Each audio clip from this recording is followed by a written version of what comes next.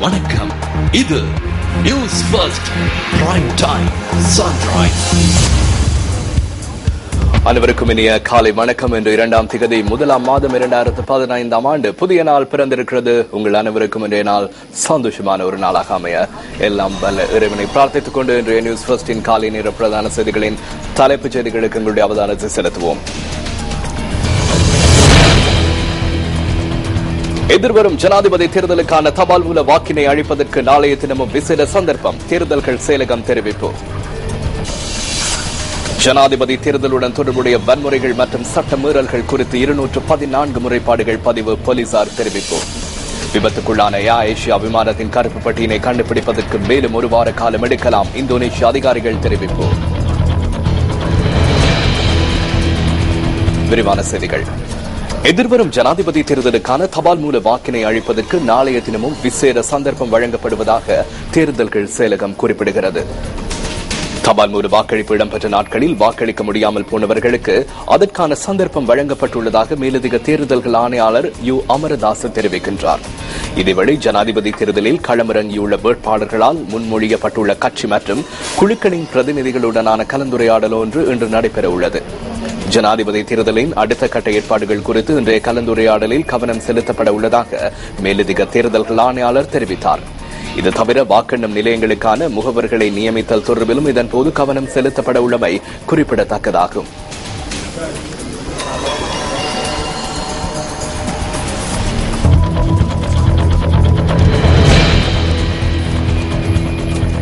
ஜனாதிபதி தேர்தலுக்கான வாக்காளர் அட்டை விநியோகம் 90% நிறைவடைந்துள்ளதாக தபால் திணைக்களம் தெரிவிக்கின்றது.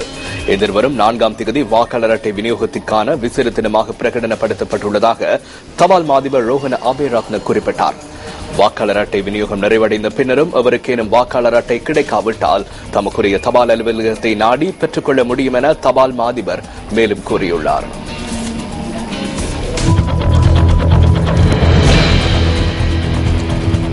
ஜனாதிபதி தேர்தலுடன் தொடர்புடைய வன்முறைகள் மற்றும் சட்ட மீறல்கள் குறித்து 214 முறைப்பாடுகள் கிடைத்துள்ளதாக போலீசார் தெரிவிக்கின்றார்கள்.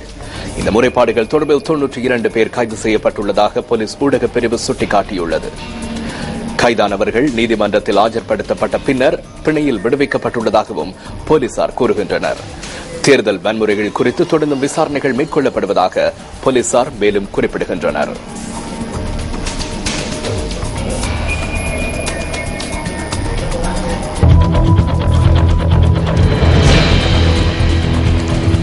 தேர்தல்கள் ஆணையாளர் மஹிந்த தேசப்பிரிய மற்றும் வடமாகாண அரசாங்க அதிபர்களுக்கிடையிலான சந்திப்பு நேற்று வவுனியா மாவட்ட செயலகத்தில் நடைபெற்றது.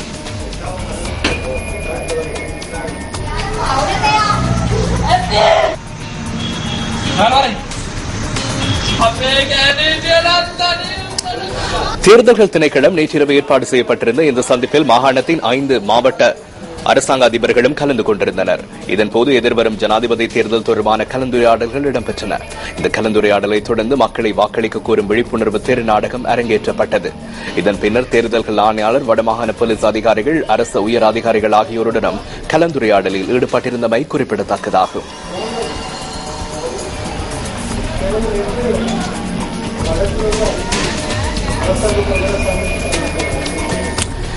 இதேவேளை இந்த கலந்துரையாடல் தொடர்பாக மேலதிக விவரங்களை அறிந்து கொள்வதற்காக மேலதிக தேர்தல்கள் ஆணையாளர் MM முகமதோடு தற்போது நாங்கள் நேரடியாக தொடர்பினை ஏற்படுத்துகிறோம். வணக்கம் முகமது. வணக்கம்.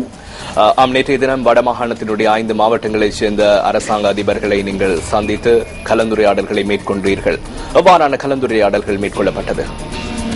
முக்கியமாக வாக்குச்சாவடிகளுக்கு வாக்குப்பட்டிகள் எடுத்துச் செல்லப்படுவதிலும் வாக்குச்சாவடிகளிலிருந்து வாக்குப்பட்டிகள் மீண்டும் தெரிவத்தாட்சி அலுவலகங்களுக்கு எடுத்து வருவதிலும் எதிர்நோக்கப்படுகின்ற பிரச்சனைகள், அதே போன்று வாக்குச்சாவடிகளுக்கு பாதுகாப்பு வழங்குவது தொடர்பான விவரங்கள் மற்றும் வாக்குச்சாவடிகளுக்கான தேர்தல் பணியாளர்களை நியமனம் செய்வதிலும் அதே போன்று வாக்குச்சாவடிகளை மேற்பார்வை செய்கின்ற அலுவலர்களை நியமனம் செய்வதிலும் பிரச்சனைகள் இருக்கின்றனவா என்பது பற்றியும் இங்கே கலந்துரையாடப்பட்டது.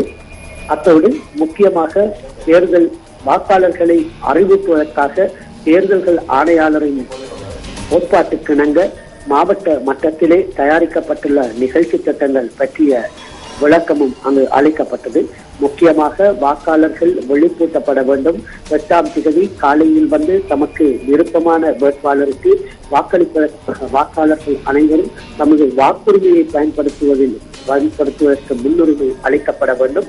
வாக்களிப்பு நடைபெறுகின்ற பொழுது தான் அளிக்கின்ற வாக்கு எவருக்கு அளிக்கப்பட்டது என்பது எச்சந்தர்ப்பத்திலும் வெளிப்படுத்தப்பட மாட்டாது என்பதை உறுதிப்படுத்துவதற்கும், அதே போன்று அளிக்கப்பட்ட வாக்குகள் அதே விதத்தில் எண்ணப்பட்டு அவை அதற்கான தேர்தல் முடிவுகள் அறிவிக்கப்படுவதை உறுதிப்படுத்துவது தொடர்பான இந்த வெளிப்பூட்டல் நிகழ்வுகள் மாவட்டம் எங்கிலும் தேர்தல்கள் திணைக்களத்தினால் ஒழுங்கு செய்யப்பட்டுள்ள வெளிப்பூட்டல் நிகழ்ச்சி திட்டங்களின் ஊடாக நடைமுறைப்படுத்தப்படுகின்றது தொடர்பாகவும் ஆராயப்பட்டது. வவுனியா மாவட்டத்திலே ஏற்கனவே தயாரிக்கப்பட்டுள்ள ஒரு வீதி நாடகம், இது கிராமங்கள் தோறும் அரங்கேற்றப்பட உள்ள இந்த வீதி நாடகத்தின் ஒரு ஒத்திகையும் வெள்ளோட்டமும் இங்கு தேர்தல்கள் ஆணையாளரின் முன்னிலையிலும் ஏனைய அரசாங்க அதிபர்கள் முன்னிலையிலும் அரங்கேற்றப்பட்டது. நான் நினைக்கிறேன் இன்றைய தினம் வடமாகாணத்தில் விசேட ஏற்பாடுகள் தேர்தல் செயலகத்தினால் முன்னெடுக்கப்படுகின்றது என்று. இன்றைய தினம் எவ்வாறு நடவடிக்கைகளை நீங்கள் முன்னெடுக்கப் போகிறீர்கள்? வடமாகாணத்தில் யாழ்ப்பாண மாவட்டத்திலே தேர்தல் அலுவலர்களுக்கான பயிற்சி கருத்தரங்கு ஒன்று இடம்பெற உள்ளது. அந்த பயிற்சி கருத்தரங்கிலே மேலதிக தேர்தல்கள் ஆணையாளர் என்ற வகையில் நானும் கலந்து கொள்ள இருப்பதோடு அதன் பின்னர் பிற்பகல் 2 மணிக்கு வவுனியா மாவட்ட செயலகத்தில் வடமாகாணத்தில் தேர்தல் முடிவுகளை தயாரிக்கும் பணிகளில் ஈடுபடவிருக்கின்ற அலுவலர்களுக்கான ஒரு வெளிப்பூட்டல் கருத்தரங்கு இடம்பெறவிருக்கிறது. முக்கியமாக வாக்கெண்ணல் நிலையங்களில் வெளியிடப்படுகின்ற அல்லது தீர்மானிக்கப்படுகின்ற தேர்தல் முடிவுகள் பாதுகாப்பாக தெரிவத்தாட்சி அலுவலரின் அலுவலகத்திலே உள்ள தேர்தல்கள் முடிவுகள் தயாரிக்கப்படும் நிலையத்துக்கு எடுத்து வரப்பட்டு அங்கு கையெழுத்து மூலமும் கணனி மூலமும் கூட்டப்படுவதோடு அந்த முடிவுகள் பாதுகாப்பாக தொலை நகல் மூலமும் தொலைபேசி மூலமும் தேர்தல்கள் செயலகத்துக்கு கொழும்பில் உள்ள தேர்தல்கள் திணைக்களத்துக்கு அறிவிக்கப்பட்டு அங்கும் அது கையெழுத்து மூலமும் கணனி மூலமும் தயாரிக்கப்பட்டு இந்த 4 பிரதிகளும் ஒன்றாக சமமாக இருக்கின்றதா என சரிபார்க்கப்பட்டு தேர்தல் முடிவுகள் தேர்தல்கள் ஆணையாளரினால் வெளியிடப்படவிருக்கின்றன. இந்த நடைமுறை தொடர்பாக மாவட்ட ரீதியில் இந்த பணிகளில் ஈடுபட உள்ள அதிகாரிகளை அறிவுறுத்துவதற்காக இந்த கருத்தரங்கு இன்று மாலை 2 மணிக்கு வவுனியா மாவட்ட செயலகத்திலே இடம்பெறவிருக்கிறது. அதேபோன்றுதான் இதற்கான தேர்தல்கள் மாவட்டங்களில் இந்த அதிகாரிகள் கலந்து கொள்ளவிருக்கிறார்கள். அத்தோடு தேர்தல்கள் திணைக்களத்தின் தொழில்நுட்ப பிரிவின் அலுவலர்களும் கலந்து சிறப்பிக்கவிருக்கிறார்கள். அதே போன்றுதான் முகமது, அதாவது சர்வதேச கண்காணிப்பாளர்கள் தற்போது பலர் வருகை தந்திருக்கிறார்கள். குறிப்பாக எத்தனை சர்வதேச கண்காணிப்பாளர்களை இம்முறை தேர்தல்கள் கடமைகளில் ஈடுபடுத்த தேர்தல்கள் செயலகம் எதிர்பார்க்கிறது? தேர்தல்கள் திணைக்களம் ஏற்கனவே தெற்காசிய தேர்தல்கள் முகாமையாளர்களின் ஒன்றியத்திற்கும் அதே போன்று ஆசியா கண்ட தேர்தல்கள் அதிகாரிகளின் ஒன்றியத்துக்கும் அழைப்பு விடுத்ததை அடுத்து ஏற்கனவே 20க்கும் மேற்பட்ட கண்காணிப்பாளர்கள் வருகை தந்திருக்கிறார்கள். இன்றும் நாளை மறுதினமும் ஏனைய கண்காணிப்பாளர்களும் நாட்டுக்கு வருகை தரவிருக்கிறார்கள். மொத்தமாக 60 கண்காணிப்பாளர்கள் நாட்டுக்கு வருகை தருவார்கள் என எதிர்பார்க்கப்படுகின்றது. ஏற்கனவே வருகை தந்திருக்கின்ற சர்வதேச கண்காணிப்பாளர்கள் நாடெங்கிலும் உள்ள மாவட்டங்களுக்கு சென்று தற்போது கண்காணிப்பு பணிகளில் ஈடுபட்டிருக்கிறார்கள். இதற்கு மேலதிகமாக உள்நாட்டு தேர்தல் கண்காணிப்பு மையங்கள் என கருதப்படுகின்ற பகரல், CNEV மற்றும் டஃபே நிறுவனங்களும் கூட சில சர்வதேச கண்காணிப்பாளர்களை தெரிவித்திருக்கிறார்கள். அவர்களது கண்காணிப்பு பணிகளும் நாடெங்கிலும் ஏற்கனவே நடைபெற்றுக் கொண்டிருக்கின்றன.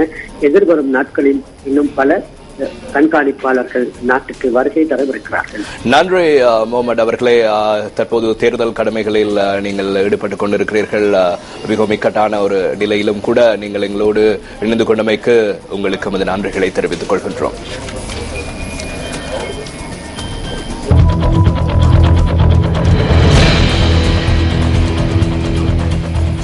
யாழ்ப்பாணம் காங்கேசன்துறைக்கான ரயில் போக்குவரத்து இன்று முதல் ஆரம்பிக்கப்பட இருக்கிறது. இதனை முன்னிட்டு காங்கேசன்துறையிலிருந்து யாழ்ப்பாணம் வரையான ரயில் ஒன்றை இன்று முற்பகல் போக்குவரத்தில் ஈடுபடுத்த உள்ளதாக ரயில்வே போக்குவரத்து அத்தியட்சகர் LAR ரத்நாயக்க தெரிவிக்கின்றார்.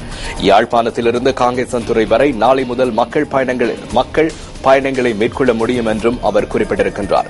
அத்துடன் கொழும்பு கோட்டையிலிருந்து காங்கேசன்துறை வரை மக்கள் பயணிப்பதற்கு வசதி கிட்டியுள்ளதாகவும் ரயில்வே போக்குவரத்து அத்தியட்சகர் மேலும் குறிப்பிட்டார். இதற்கமே கொழும்பு கோட்டையிலிருந்து 2 நகர்சேர் கடுகதி ரயில்கள் காங்கேசன்துறை வரை சேவையில் ஈடுபடுவதுடன் மேலும் 2 ரயில்கள் சுன்னாகம் வரையில் போக்குவரத்தில் ஈடுபட உள்ளதாகவும் அவர் சுட்டிக்காட்டினார்.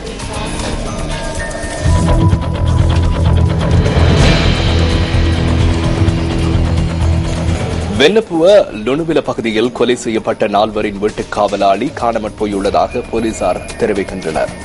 இந்த கொலை சம்பவம் தொடர்பில் காவலாளி மீது சந்தேகம் ஏற்பட்டுள்ளதாக போலீசார் தெரிவிக்கிறார்கள். காவலாளியை கைது செய்வதற்கான விசாரணைகள் ஆரம்பிக்கப்பட்டுள்ளதாக போலீசார் குறிப்பிடுகின்றனர். கொலை செய்யப்பட்டு கை கால்கள் கட்டப்பட்டிருந்த நிலையில் குழி ஒன்றிலிருந்து இவர்களின் சடலங்கள் நேற்று மீட்கப்பட்டிருந்தன. கொலை செய்யப்பட்ட பெண் லுணுவில வைத்தியசாலையில் வைத்தியராக கடமையாற்றி வந்ததாக போலீசார் குறிப்பிடுகின்றனர். குறிப்பிட்ட பெண் வைத்திய சேவைக்கு சமூகம் அளிக்காததால் வைத்தியசாலை ஊழியர் ஒருவர் அவரது வீட்டிற்கு சென்றுள்ளதாக போலீசார் கூறுகின்றனர். குறித்த பெண் இதன் போது வீட்டில் ஒருவரும் இல்லாத நிலையில் வைத்தியசாலையின் ஊழியர் வீட்டை சுற்றி தேடி பார்த்தபோது சடலங்கள் கண்டுபிடிக்கப்பட்டன. கொலை செய்யப்பட்ட பெண் வைத்தியரின் கணவர் ஒரு வர்த்தகர் எனவும் தெரிய வந்துள்ளது. பிரேத பரிசோதனைகளுக்காக சடலங்கள் சிலாபம் வைத்தியசாலைக்கு அனுப்பப்பட்டுள்ளதாக போலீஸ் ஊடக பிரிவு மேலும் குறிப்பிட்டது. இத்துடன் இன்றைய நாளுக்கான காலை நேர பிரதான செய்தி அறிக்கை நிறைவு பெற்றது. வணக்கம். Hotline 0114-896-896 www.newsfirst.lk. Feedback at newsfirst.lk.